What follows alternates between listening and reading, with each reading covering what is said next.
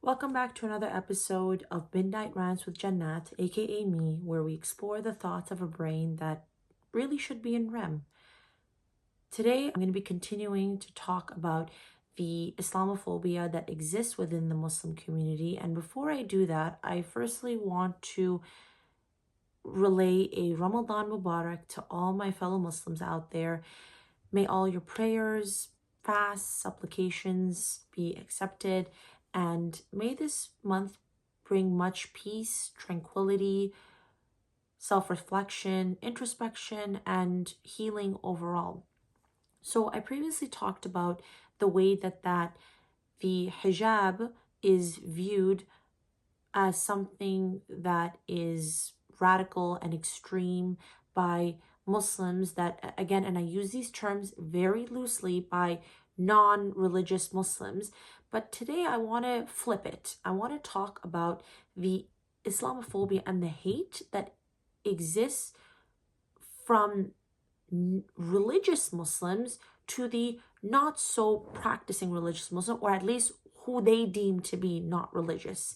And for me, I have my own way of conceptualizing what religiosity is, but that's not but that's for another time. Especially it being the month of Ramadan, I feel like talking about this, and by no means I planned this and or was like, okay, like I'm gonna make sure like I align this with Ramadan. It just, by fluke and by not my timing at least, it just so aligned with Ramadan. And if anything, I'm really happy that it did, because there's no better time for this to be talked about, because these notions and these judgments, it really gets over exacerbated during the time of Ramadan.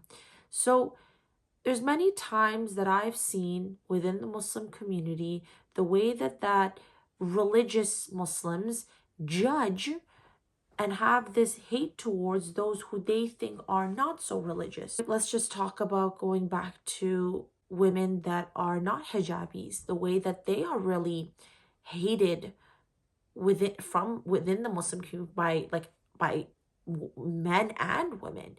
And it is really disgusting. And I'm gonna say it how it is. It is disgusting, because for us, even though God has given us reason, has given us logic, has given us rationale, at the beginning and at the end of the day, we are not God, and we don't have that place to be the end all be all judge of other people, especially people that you are supposed to be uplifting and supporting, your fellow Muslim brothers and sisters. And again, I'm not saying that Islam preaches that we shouldn't be supporting people who are not Muslim, because that's not it. But I'm just saying that you should be supporting those within your community as well. And it's so hypocritical when I see people say that, talking about issues of Islamophobia from outside, but then you're perpetuating the similar notions to your own people and to your own community and to your family members and your friends and people within the masjid. And how different are you? If anything, it makes you worse, because if any, those people come from a place of ignorance, propaganda, and just the way that the media has portrayed Muslims. But what excuse do you have where you are judging people and coming from this place of ego, and whether if you accept it or not, subconsciously there is this notion of superiority that exists here. And it's much more damaging, because a lot of these people that, like, it's the concept of haram police, it's very popular amongst Muslims. They think that they're doing something good because they're like, oh, I have to do something about it, whether if it's coming from that hadith, like whether if it's from my heart, or whether if it's from like through my tongue, or whether if it's through my hand, like through actions. These are ways that I have. And I'm not saying for us to call out things that are wrong within the, I'm doing it right now through my, this is my way of, through my mouth, and verbally of calling something out that's wrong. However, you shaming, let's just say, a sister for having like a little hair strand out is not doing any good. You're just driving her away from wearing the hijab in the first place and trying to connect with God further.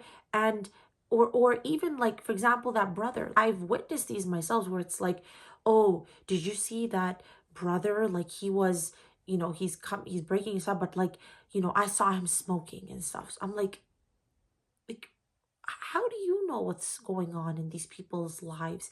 And especially during Ramadan, like this whole notion of like, oh, they're Ramadani Muslims. They're not really Muslims. Who are you?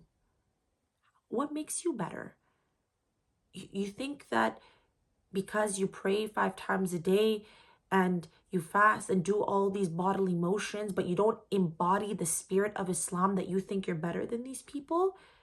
And it's it's very infuriating because I've seen so many people get hurt from their own families and from their own communities, and they're driven away from something that I find so beautiful and so healing. So before you even say something, when you feel, and I say this as a reminder for myself, because again, we're all human, we're only human, and there's times where sometimes little judgments and little whispers of those intrusive thoughts and those biases, they come into my heart and my mind, but like, you have to clock that. And for us to make a collective change and a collective positive impact as a community, start with our own selves first before trying to change others. Where do I come from? What are my flaws? What are my sins? Because we all sin. And just because you sin in another way doesn't make you any better than a person sinning in another way. I'm not trying to like equate like really bad things to mediocre things. I'm talking about on a generalized level. We all sin and make mistakes in different ways. Losing your anger, that's another sin. Do a lot of people within our community clock that? You're judging a brother who smokes, but you lose your anger with your family and get all verbally abusive. Like, how does that make, there's such a disconnect. So that's why I say that Ramadan is a time for introspection and for reflection. It is a time to let our egos go and operate from what Islam demands us to operate from, which is a place of love, mercy, and understanding. And we need to start from ourselves. There was a quote that I read that start by, and I'm paraphrasing here, clean your room first before you want to clean the world. And if you have a messy heart and a murky and mucky soul and energy, let's start by cleaning that and cleansing that first before we try to speak of others and trying to